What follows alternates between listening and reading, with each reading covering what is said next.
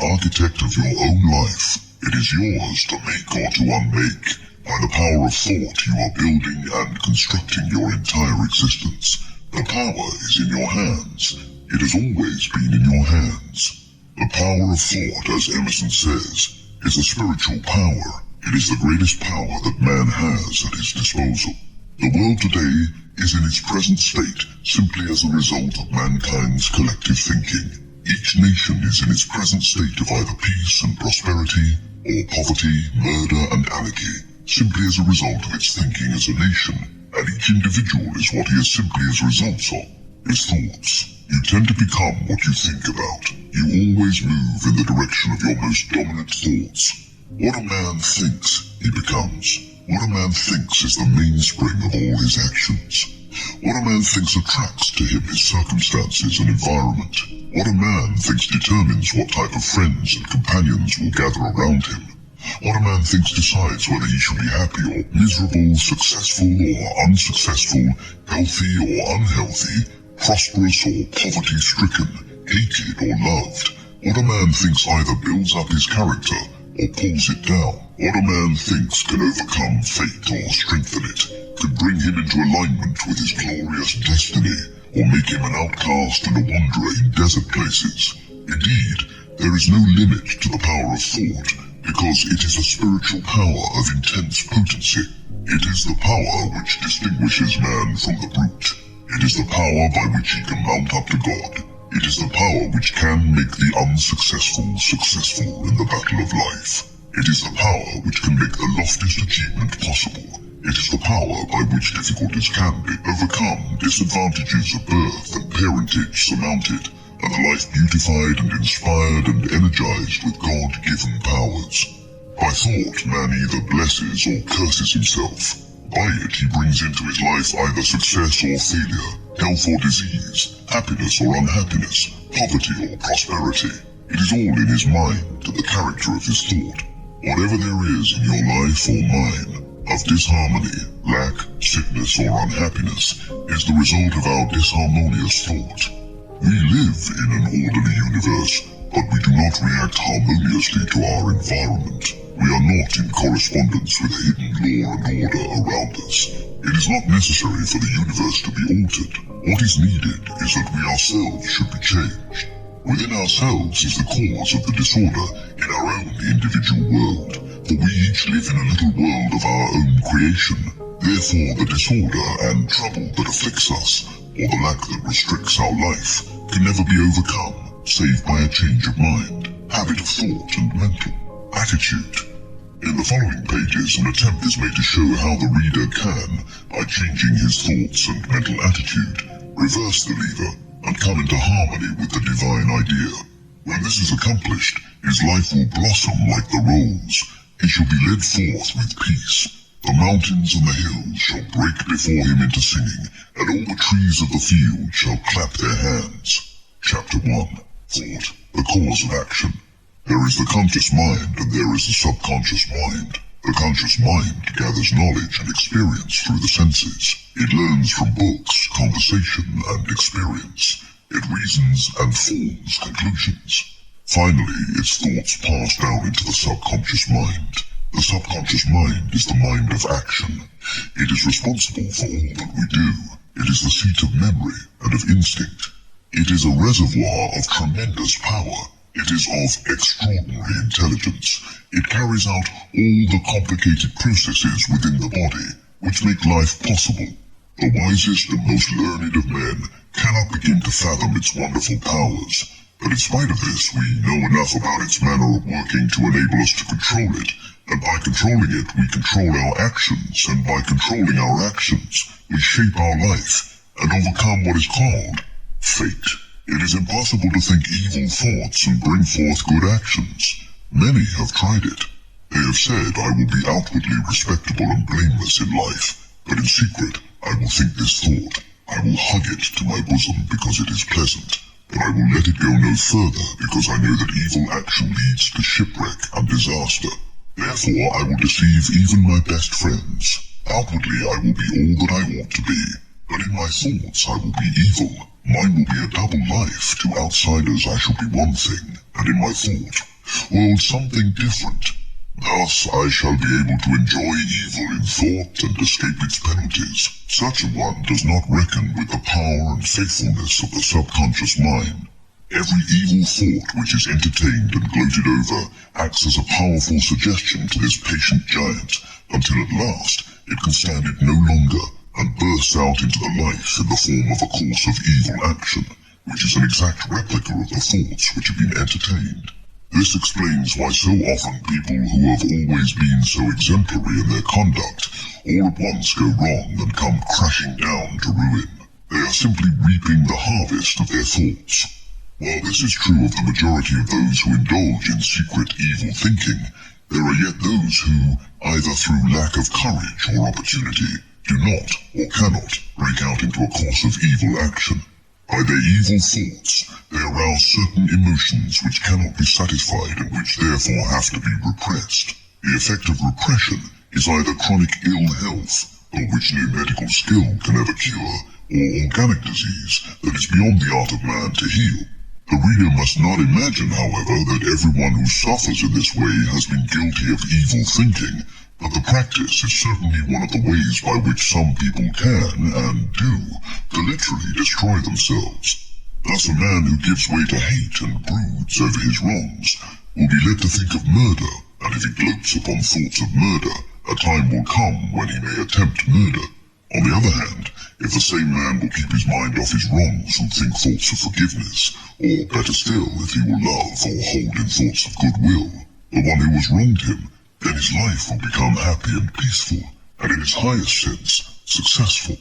Again, a man who gives way to weak, fearful thoughts, who fears that his business will fail, who fears that his luck may give out, who fears that competition will arise with which he will be unable to cope, such a man will probably fail because all his actions will be weak and hesitating, lacking in that strength and decision which are necessary for the achievement of success.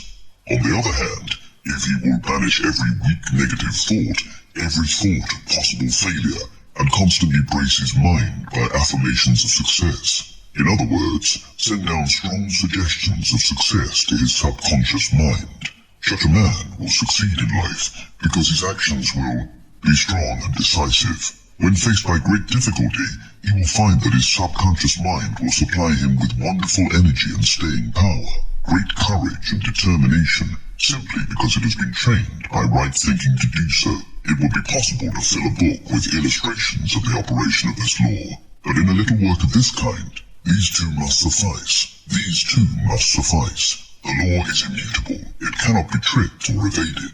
Whatever we think becomes sooner or later translated into action, and as upon our actions our life depends, it will be seen that it is possible by thought, control to govern our life. For by controlling our thoughts, we govern our actions. By governing our actions, we mold our life and circumstances, thus shaping our fate. Life is not a matter of chance or luck. It is not something out of our control. It is largely the result or effect of our thoughts. Therefore, by controlling our thoughts, and this, thank God, can be done, we can govern and direct our life to an almost unbelievable extent.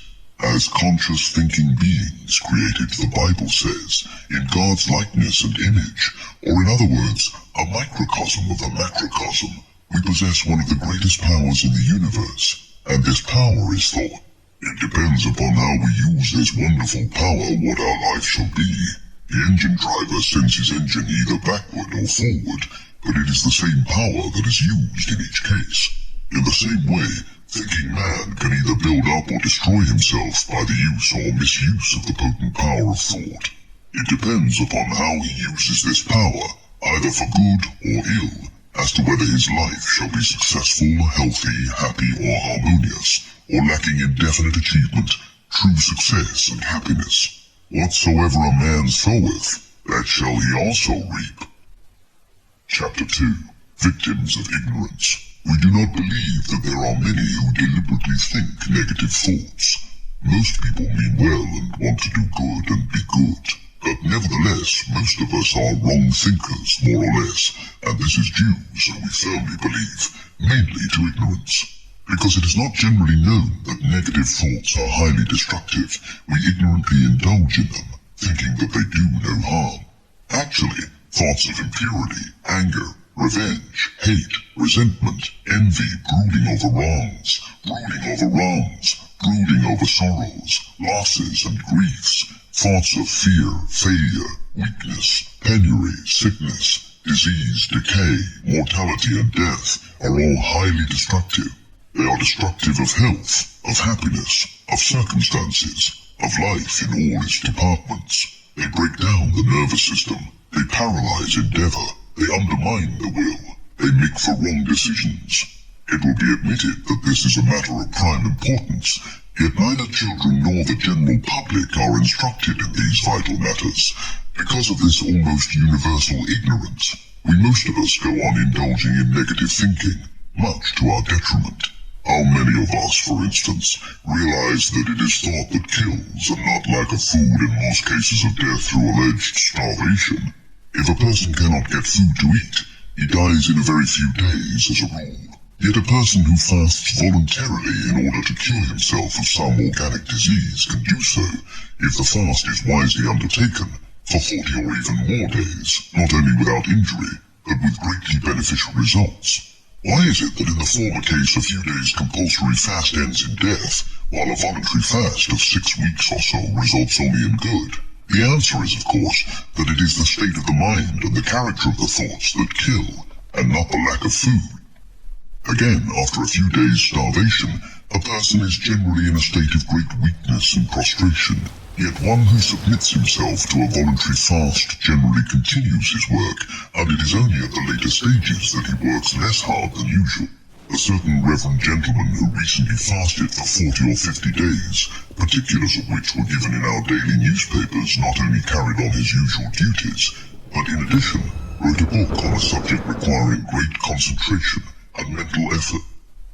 Contrast all this with the state of a starving man, who, after a few days, is reduced to a condition of collapse and exhaustion, quickly followed by death, and we see how great is the power of mind and thought.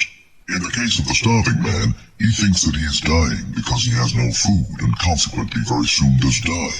The fasting man thinks that by fasting he is improving his health, and his health is improved in consequence, even to the overcoming of incurable so-called organic disease. There have been reported in the papers lately many cases of important people undergoing voluntarily a long fast, and by so doing winning their way to health. But this is not new by any means.